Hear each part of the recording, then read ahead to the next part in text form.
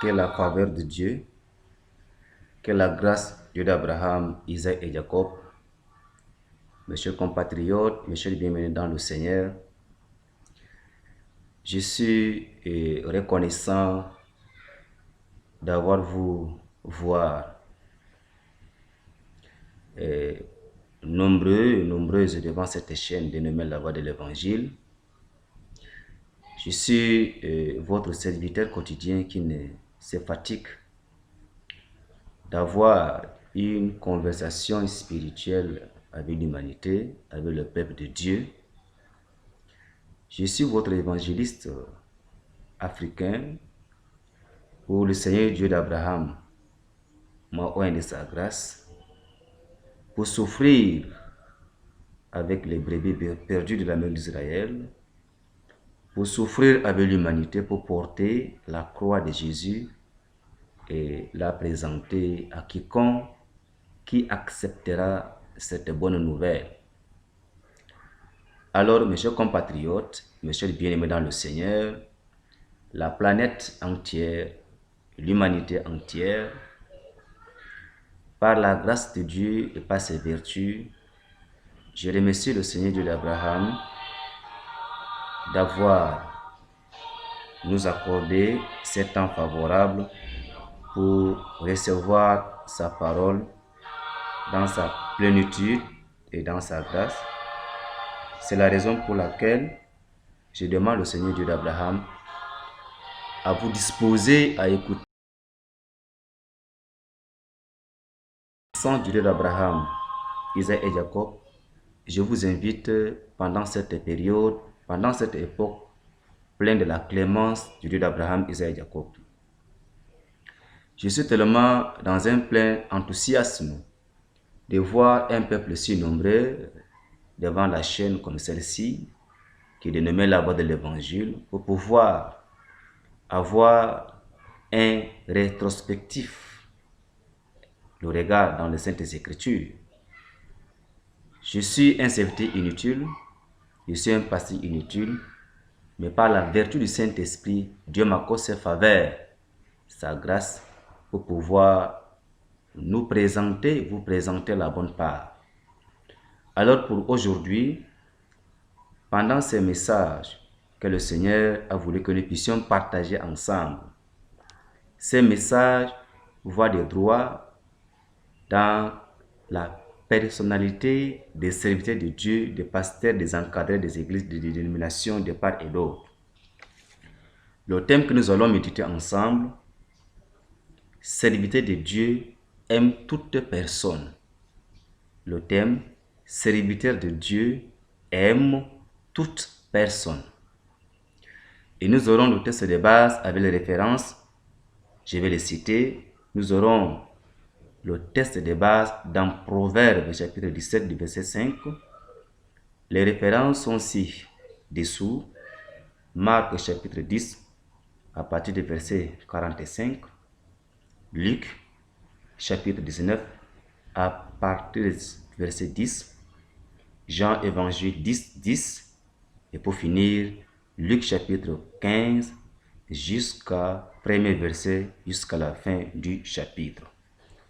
Alors mes chers bien-aimés dans le Seigneur, mes chers compatriotes, la thématique ou la problématique de ce thème qui dit « Serviteur de Dieu aime toute personne ».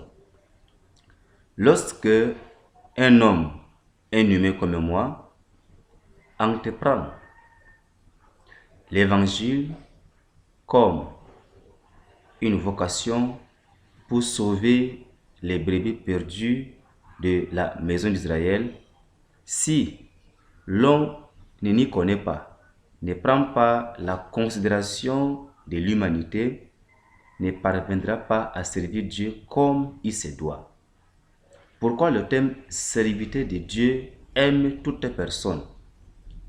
Un serviteur de Dieu comme moi, comme toi, comme nous, pour servir Dieu, il faut aimer l'humanité. C'est la raison pour laquelle Dieu lui-même, étant créant l'homme à son image et selon sa ressemblance, il n'a pas tenu compte de la qualité de la personne, de son rang social, Il n'a pas tenu compte de ses péchés, de ses transgressions. Mais la Bible nous fait comprendre car Dieu a tant aimé le monde. Dans le monde, il y a toutes les catégories de personnes.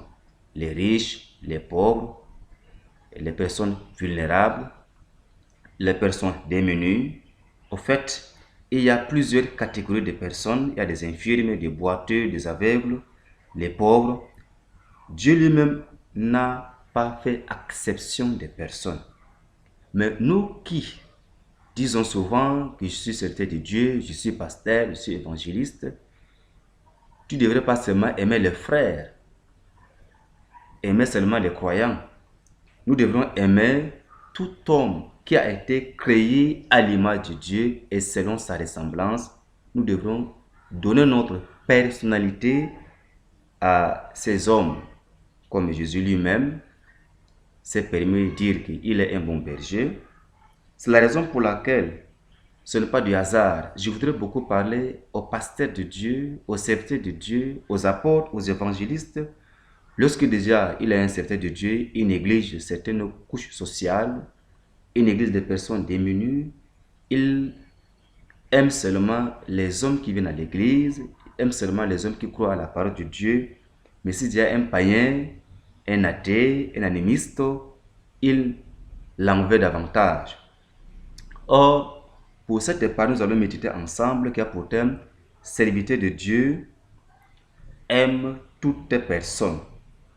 Pour que tu entreprends le service de Dieu dans un amour spontané, dans une expertise de la connaissance des Saintes Écritures, la première des choses que un homme de Dieu, un serviteur de Dieu, il ne fait pas exception des personnes.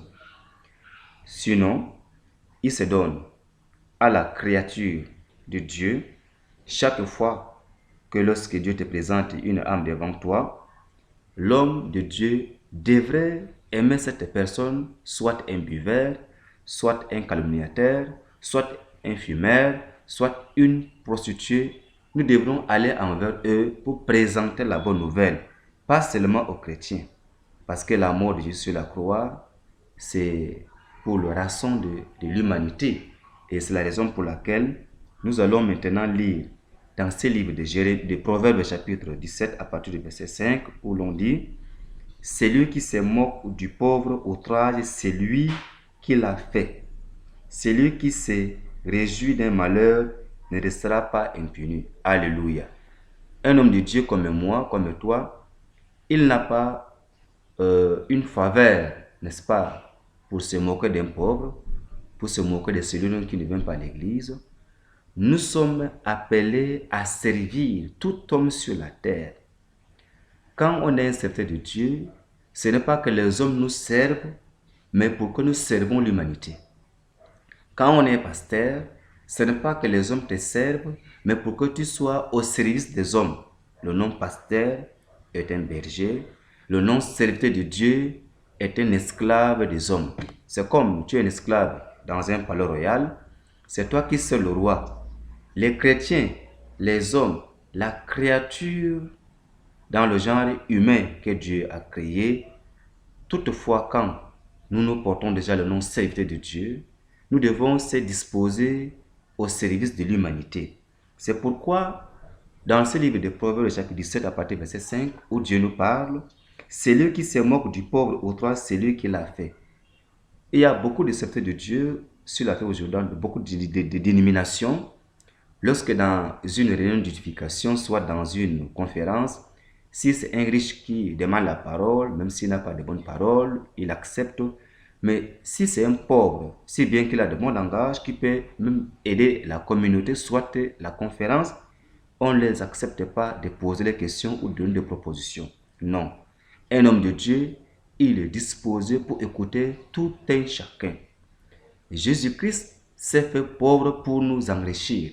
Si Jésus lui-même, il a quitté le ciel et qu'il est descendu sur la terre, il s'est humilié, il s'est abaissé, le Fils de Dieu, qui était la parole de Dieu au ciel, laissant le ciel descendre sur la terre, faisant la chair son corps, et il s'est abaissé, il s'est humilié à notre niveau de la compréhension.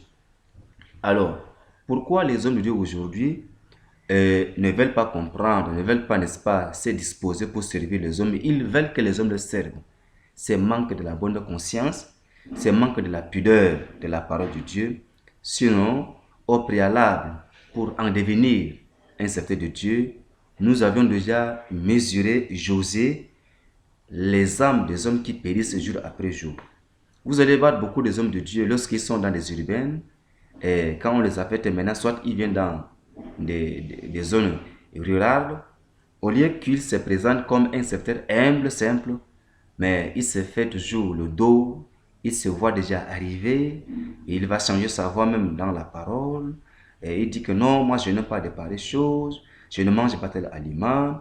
Un serviteur de Dieu, il est ouvert à tout et il est humble. Vous savez que dans la Bible, si seulement que l'apôtre Iscariote, Judas Iscariote, si il ne donnait pas de consignes aux pharisiens, aux juifs, les juifs allaient mettre la main sur Pierre parce que Pierre était le plus âgé physiquement. Et Jésus, même quand il opère un miracle, une guérison divine, il dit à la personne qui a reçu la guérison à travers lui, ne dit à personne. Parce qu'il est toujours humble. L'orgueil n'est pas une partie de l'évangile. C'est pourquoi le verset 5 du Proverbe 17 qui dit « Celui qui se moque du pauvre, au 3, celui qui l'a fait. Celui qui se réjouit d'un malheur ne restera pas impuni. » Quand maintenant tu te moques d'un homme malheureux, d'une femme malheureuse, d'une créature humaine de Dieu, tu te moques d'elle déjà, comprends que tu te moques aussitôt de Dieu. Lorsque vous trouverez une personne infirme, soit elle est mutilée, soit elle est boiteuse, soit elle est manchot, tout ça, des trucs comme ça, et vous mettez aussitôt, n'est-ce pas, à se moquer de la personne. Et lorsque peut-être dans une dénomination quelconque, dans une assemblée, il y a des enfants, il y a des jeunes gens, même s'il n'a pas compris le sens de l'évangile, un homme de Dieu ne sera pas pressé pour toujours le porter un jugement. Il sait que d'avance qu'il va avoir un temps, un jour, d'un moment à l'autre, qu'il va avoir une compréhension adéquate. Mais ce n'est pas ce qui se fait aujourd'hui. C'est pourquoi le thème nous dit serviteur de Dieu aime toute personne. Nous ne devons pas aimer les chrétiens seulement, non. Nous ne devons pas seulement aimer les croyants, non. Nous devons aimer tout être humain sur la terre. Parce que notre mission, c'est de porter la bonne nouvelle à l'individu, à l'humanité. Nous sommes appelés à porter la bonne nouvelle à toute la créature humaine de Dieu. Puisque Jésus lui-même s'est fait pauvre et pour nous enrichir.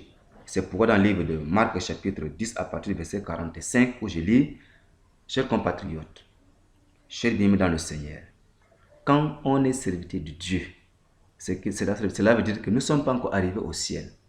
Mais il y a des serviteurs de Dieu orgueilleux, pleins de matures, et ils ne veulent pas partager, n'est-ce pas, la parole avec les uns et les autres. Quand on est serviteur de Dieu, nous sommes au service des hommes et non les hommes qui doivent nous servir. Normalement, un homme de Dieu comme moi, comme toi, tu peux même arriver dans une concession ou trouver un être humain comme toi, même en route, s'il est en difficulté, tu peux l'aider. Pas seulement les chrétiens, pas seulement les croyants. Nous sommes appelés, c'est partant de nos comportements.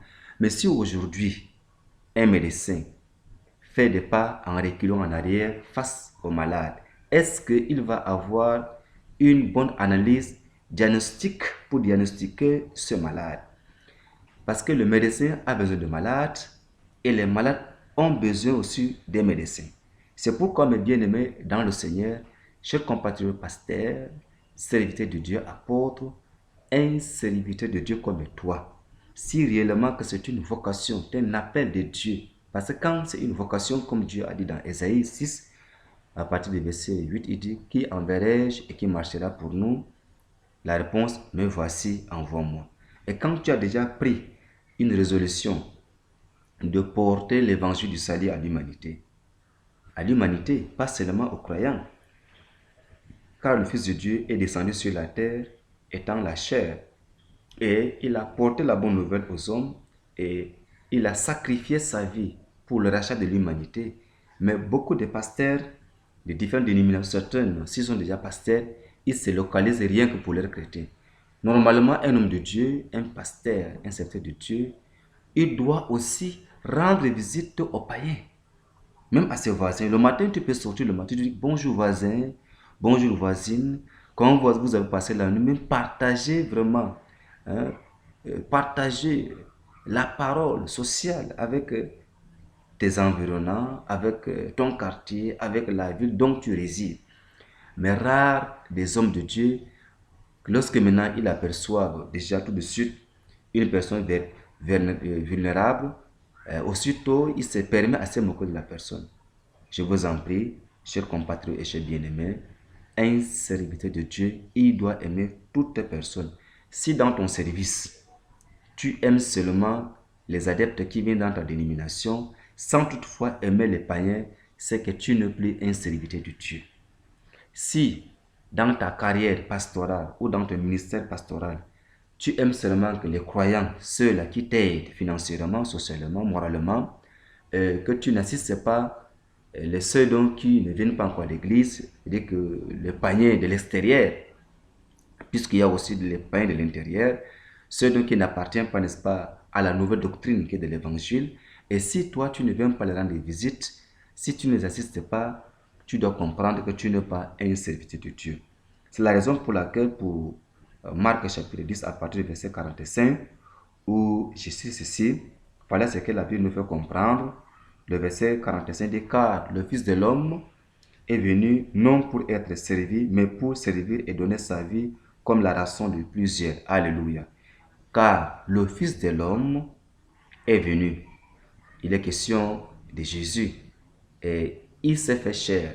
Il est devenu le Fils de l'homme. Parce qu'il doit aussi considérer son prochain comme en tant qu'homme. Tu ne dois pas faire comme esprit. Si bien que Dieu te donne certaines révélations dans la vie scontée des hommes qui viennent devant toi, mais toujours est-il que tu es un homme, tu as la chair. Jésus, on dit, car le Fils de l'homme est venu non pour être servi. Jésus qui était au ciel, il s'est fait chair. La parole qui habitait au ciel, elle s'est fait chair. Elle est devenue Fils de l'homme parce qu'elle porte le même corps et le sang coule dans ses nerfs. Et il a aussi la même chair, les mêmes os, les mêmes yeux, les mêmes oreilles. Déjà, cette parole s'est fait chair en devenant homme. Il est venu sur la terre pas pour être servi, mais pour servir et donner sa vie comme la rançon de plusieurs. Donc plusieurs, c'est au pluriel. Et il n'a pas dit seulement qu'ici, un homme de Dieu, il doit seulement aimer ses adeptes, les chrétiens seulement, non. Quand tu es déjà un porteur de l'évangile du salut, tu dois porter l'évangile à tout le monde, qu'à soit aux chrétiens, qu'à soit aux musulmans, qu'à soit aux athées. Et tout homme devant toi, tu dois considérer cet homme comme ton semblable. Alors même pour une bonne appellation que les hommes de Dieu devraient employer, nous devons dire que enfant de Dieu. Alléluia. Nous devons dire enfant de Dieu. Quand on est serviteur de Dieu, ce n'est pas pour autant dire que nous sommes Dieu. Nous servons Dieu et nous présentons la vie des hommes entre les mains de Dieu. Nous sommes comme un avocat, défenseur entre nous, les hommes et Dieu. Alors, c'est pourquoi, car le Fils de l'homme est venu non pour être servi, mais pour servir et donner sa vie comme la rançon de plusieurs. Alléluia. J'aimerais à ce niveau pour que tous les serviteurs de Dieu comprennent ces messages pour au lendemain changer le comportement d'appréhender pour annoncer la bonne nouvelle à l'humanité. Il y a des hommes de Dieu, des pasteurs, quand ils passent, ils ne disent même pas bonjour, ni à leurs voisins, ni à leurs voisines. Mais Jésus-Christ avait un ennemi. Or, un homme de Dieu n'a pas un ennemi. Je dis bien que Jésus avait un ennemi, mais il n'était pas son ennemi. Il est question d'Iscariote. Vous savez qu'Iscariote était l'un des disciples de Jésus-Christ. Il était un diacre. Il avait déjà ce ministère diagonal. Il gardait la petite bourse de la communauté de Jésus-Christ. Mais le diable l'aurait inspiré. Il a inspiré même Pierre, comme Pierre avait l'ouverture du cœur. Mais Iscariote gardait le secret du diable en lui. Mais toutefois, Jésus dit que l'un parmi vous me livrera. Il l'avertissait. Mais toujours, il l'envoyait même pour opérer des miracles, des signes, des prodiges. Quand il envoyait deux alliés des apôtres, y compris aussi Judas Iscariote qui devait le livrer plus tard. Donc un homme de Dieu n'a pas un ennemi. Un homme de Dieu, il n'a pas un adversaire. son ennemi c'est toi-même. Prends la glace, essaye de te mirer, essaye de regarder, jeter un regard rétrospectif. Et tu verras la personne qui est ton ennemi c'est toi-même. Ta chair peut t'amener là où il ne fallait pas faire. Ta main peut mettre là où il ne fallait pas mettre ta main. Mais or, ton prochain, pour un homme de Dieu, nous devons plutôt aimer les pécheurs, mais plus qu'aimer les chrétiens. Parce que déjà, un chrétien, il a une connaissance élargie. Mais aujourd'hui, les hommes de Dieu se disposent beaucoup dans ce sens que il aime seulement les chrétiens, il aime seulement que ceux qui sont avec lui, dans la même assemblée, dans la même communauté, dans le même comité. Alors, or, la mission d'un homme de Dieu, c'est de parcourir le monde, le foyer, les ménages, les quartiers, les villes, les pays.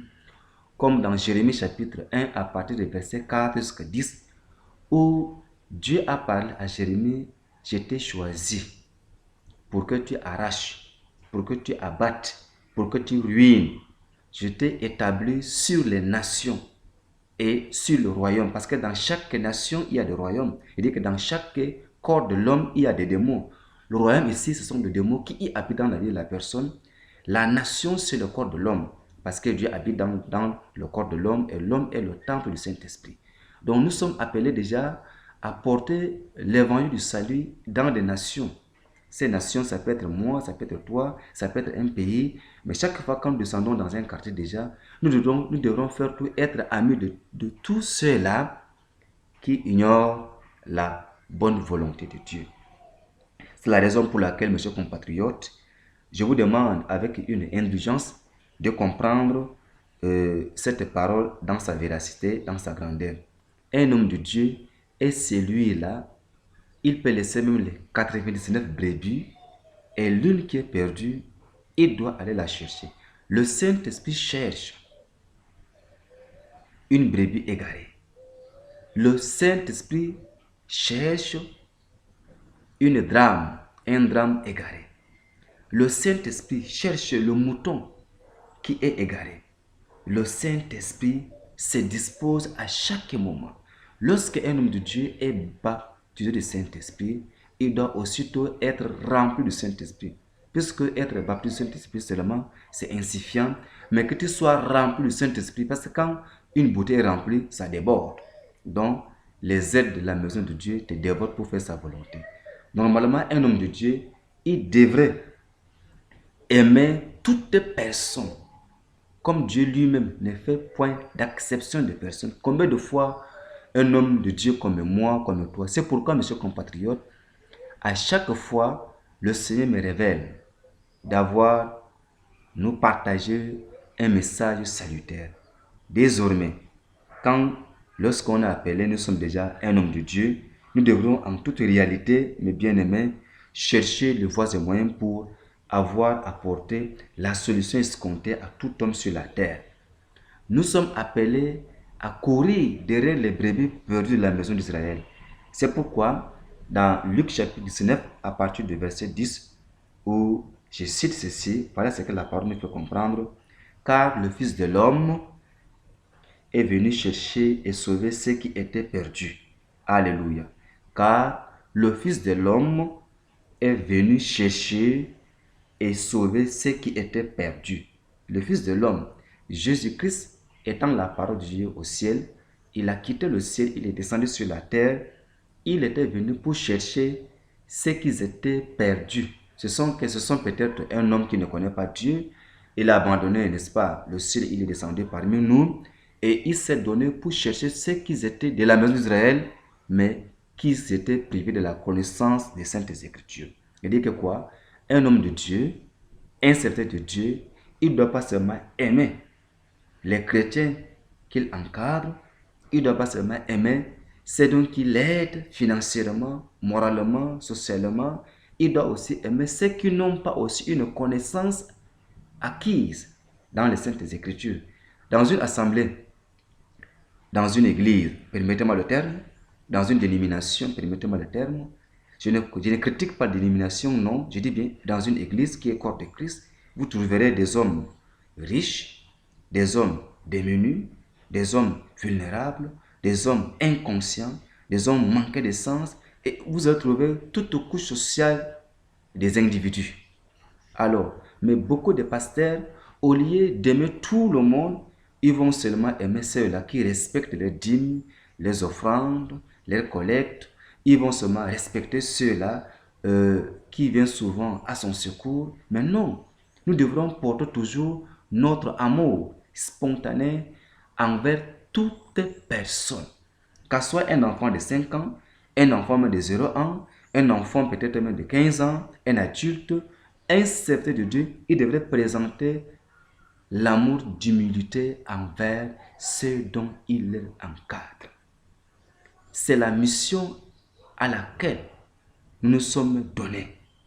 Mais toi, un homme de Dieu, et tu mets de la différence, la séquence des choses que non, celui-là, il ne prie pas, celui-là, il a tel comportement. Mais s'il a tel comportement, s'il ne prie pas, s'il ne fait pas telle chose, s'il ne fait pas ceci ou cela, cela incombe ta responsabilité de fils de l'homme qui a quitté le ciel et qui s'est donné volontairement pour le rachat de l'humanité. Mais c'est à toi d'avoir maintenant une expérience dans les Saintes Écritures. C'est dans la prière. C'est dans la prière que nous recevons tous les messages et toutes les révélations pour pouvoir disposer un enseignement plein de salvatrices, plein de la substance et qui garnit et qui maintient les hommes dans les Saintes Écritures. Mais vous trouverez aujourd'hui dans beaucoup des assemblées ou dans beaucoup, n'est-ce pas, des lieux de culte, les pasteurs ont des regards vers les riches. Non, Jésus s'est fait pauvre pour nous enrichir.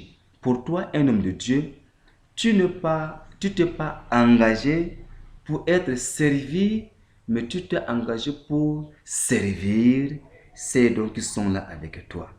Alléluia. C'est pourquoi le verset 10 de Luc 19 qui nous dit, je récite encore le verset, je vous en prie d'avoir une disponibilité pour écouter bien ces messages, car le Fils de l'homme est venu chercher et sauver ceux qui étaient perdus. Il y avait ceux déjà qui sont nés de Dieu, mais il y a ceux aussi qui étaient nés de la chair, qui n'avaient pas connaissance de la véracité des Saintes Écritures. Nous devons aussi aller envers eux, les amener, même dans la cellule dont tu encadres, dans une assemblée que tu encadres. Ce n'est pas tout le monde qui a la même compréhension que certains, mais donne-toi à ramener ceux qui n'ont pas la même compréhension que ceux-là. Il faut présenter l'amour de l'évangile dans leur vie. Mais quand seulement que tu es incliné d'un côté, l'autre côté sera aussi maintenant échoué. C'est pourquoi nous continuons dans Jean 10, 10 qui dit, Jean 10, 10, je vous en prie, messieurs compatriotes, de vous disposer à écouter bien cette parole. Jean 10, 10, la question, Jésus nous parle d'être un bon berger. Nous devons être un bon berger. Nous devons aimer toutes les personnes que Dieu a fait dans sa maison. C'est-à-dire que Dieu a créé l'homme à son image et selon sa ressemblance. Si Dieu lui-même a créé l'homme à son image et selon sa ressemblance, toi aussi qui es un homme comme lui, tu ne parviens pas à aimer tes prochains, tes semblables. Non. Plutôt, le médecin a besoin de malades et les malades ont besoin de médecins. Quand on est un homme de Dieu, même si c'est un buveur, il faut t'approcher de lui. Mais il y a certains prédicateurs, déjà quand ils voient un buveur, peut-être avec sa calebasse en main, soit il va filmer déjà là. Il dit, oh, dégage-toi de cela, dégage-toi de ces lieux. Non. Un homme de Dieu, il doit avoir un langage sage, un langage doux, un langage humble. C'est pourquoi, dans le verset 10 de Jean 10, le voleur ne vient que pour dérober, égorger et détruire. Moi, je suis venu afin que les brebis aient la vie et qu'elles soient dans l'abondance. Jésus qui nous dit, il dit, le voleur ne vient que pour dérober, égorger et détruire. Moi, je suis venu afin que les brebis aient la vie et qu'elles soient dans l'abondance. Un homme de Dieu, quand il vient dans un quartier, il n'est pas venu pour égorger. Égorger, il n'est pas venu pour renvoyer, pour insulter, pour juger, pour condamner les hommes, mais il est venu pour ramener les hommes qui ont perdu l'espoir, de leur faire comprendre que non, il n'est jamais trop tard. Accepte l'évangile. La vie éternelle aussi, elle est pour toi. Tu es seulement esclave de tel démon. Avec une voix douce, avec la douceur, Jésus-Christ s'est fait pauvre pour nous enrichir. Mais quand tu viens déjà en tant que Dieu, en tant qu'un ange, en tant qu'un esprit, la parole que tu prononces, ça blesse les hommes. Pasteur, évangéliste. Si aujourd'hui, dans Luc 15, à partir du verset 1 jusqu'à la fin, l'enfant prodigue avait demandé l'héritage de son père lorsqu'il était encore vivant. Mais son père l'avait donné. Il est allé, n'est-ce pas, dans la ville à débauche. Il a vadrouillé ses biens matériels, il a tout fait. Mais à la longue, le témoignage, il s'est senti dans des besoins parce que déjà ses biens qu'il a demandé en héritage est déjà dissipé. Mes chers compatriotes, lorsqu'il a pris une résolution de revenir chercher son père, il a dit que je me lèverai, j'irai devant mon père, je demanderai pardon devant le ciel, devant Dieu et devant mon père. Et quand il est venu, son père a laissé tout, il a pris une course à sa rencontre, il a mis la bague, il a même abattu un animal, il a organisé une grande fête. Si aujourd'hui, le Saint-Esprit a besoin de brebis perdues de la maison d'Israël, toi, un homme comme moi, qui es-tu? Pourquoi tu fais exception des personnes? Si dans ton assemblée, s'il y a des hommes riches, plus nombreux que les hommes démunis, il faut plutôt s'attacher beaucoup à travers les hommes pauvres pour les écouter de peur qu'il n'y ait pas une ségrégation dans l'enceinte église. Il faut beaucoup écouter un couple vulnérable. Il faut aussi beaucoup écouter les jeunes filles, les jeunes sœurs, les jeunes frères, même les plus petits. Il faut toujours que tu reçois. Mais lorsque tu mets déjà une ségrégation dans là où Dieu t'a appelé pour encadrer, Jésus-Christ était un homme qui écoutait beaucoup. Et il donnait des réponses fiables, des réponses adéquates. Même nous qui sommes là, les hommes de Dieu, si sincèrement nous voulons servir Dieu, l'exemple d'une brebis parmi le sang était égaré, le Saint-Esprit s'est disposé pour aller en chercher. Lorsqu'il a trouvé cette brebis égarée, sa joie dépasse sur ceux qui sont avec lui. Le drame qui était tombé, quand la femme balayait la chambre, balayait, n'est-ce pas, sa concession, mais le jour qu'elle a trouvé ce drame, sa joie, elle a invité même ses voisins pour l'aider à chanter le cantique nouveau. Quand un païen, lorsque celui qui ne connaît pas Dieu accepte l'évangile et qui se répand, la Bible nous fait comprendre que dans les cieux, les anges disent Alléluia.